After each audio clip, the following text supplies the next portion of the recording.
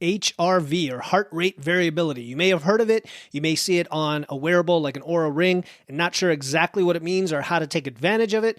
We are going to make that work for you today and dive into the numbers that matter and unveil some of the strategies to optimize your HRV for better health and performance on today's Quick Wits. Welcome to the Wits and Weights podcast. I'm your host, Philip Pape, and this twice-a-week podcast is dedicated to helping you achieve physical self-mastery by getting stronger, optimizing your nutrition, and upgrading your body composition. We'll uncover science-backed strategies for movement, metabolism, muscle, and mindset with a skeptical eye on the fitness industry so you can look and feel your absolute best. Let's dive right in.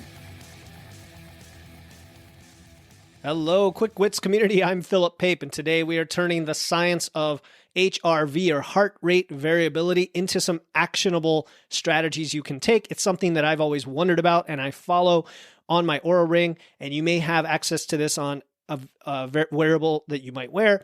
It's not just a metric for elite athletes. It can actually be this little personal health barometer, and it signals when you can push hard or take it easy. We don't want to overblow any metrics like this, but it definitely is a really good lagging indicator sometimes when you've made choices that potentially you don't want to make again. And I can give you a specific on that in a minute. But first, let's talk about numbers. A normal HRV for adults is broadly from below 20 to over 200 milliseconds.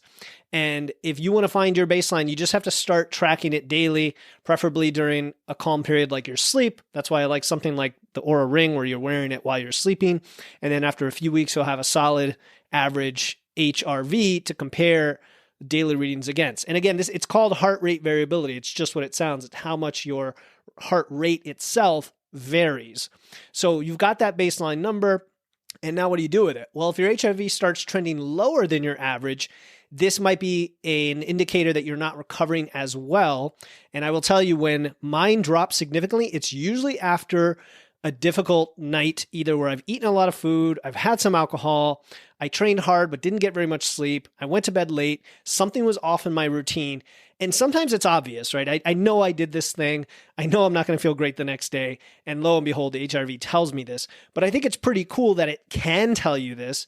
And so when there are maybe smaller deviations, and then you can look at that the next day you wake up and say, oh, interesting, I did this thing yesterday, and now I can correlate it with this element of what effectively is biofeedback. It can help you evaluate your choices. So this could be prioritizing sleep, or introducing a routine to calm you down, whether that's yoga, meditation, mindfulness, walking, simply taking a rest day. It may tell you that you're training too hard or too often, too frequently, and not recovering enough. Now, on the flip side, if your HRV is consistently above your baseline, maybe it's that your body is super ready to tackle something more strenuous or some more intense workouts or more volume, maybe, and this might be the time to push a little bit, to try that new thing with your workouts that you wanted to try, or that extra movement, or focus on some tasks that require more mental and physical stamina.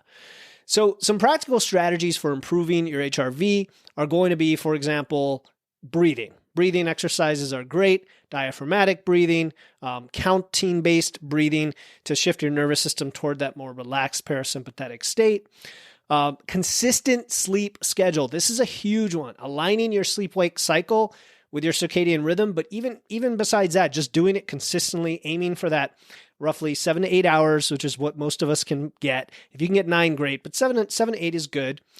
Regular training, not overtraining, not undertraining, just doing it consistently and aligned with your goals. Nutrition can also affect your HRV, both how you eat and how much you eat, when you eat, but also what you eat. Things like your fiber and omega-3 fatty acids and antioxidants and all those things. That's a whole episode in and of itself of just having a generally healthy diet. And then stress management in general, besides the things we mentioned earlier, just any activity that brings you joy and relaxation so that you can reduce chronic stress. So I think HRV can be a helpful tool, could be a helpful number if we don't give it too much priority or credit in our life. It's not about chasing this perfect number. I know those of you out there who are thinking that. It's really about listening to your body, responding to these deviations with the care that it deserves, understanding how you can use all these aspects of data and biofeedback to give you some insights and understand how choices have certain consequences, and then shift toward that healthier, more vibrant version of yourself that we're all trying to get to. So let's use these strategies to get there, one heartbeat at a time, to be literal about it. And all I ask is that you keep striving to be the best version of yourself. Thank you for tuning in to another episode of Wits and Weights. If you found value in today's episode and know someone else who's looking to level up their wits or weights, please take a moment to share this episode with them. And make sure to hit the follow button in your podcast platform right now to catch the next episode. Until then, stay strong.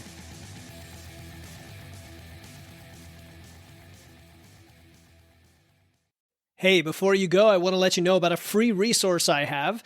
They are free guides on everything from fat loss to eating out to building muscle to managing hunger to figuring out the best macros for you and more, being added all the time.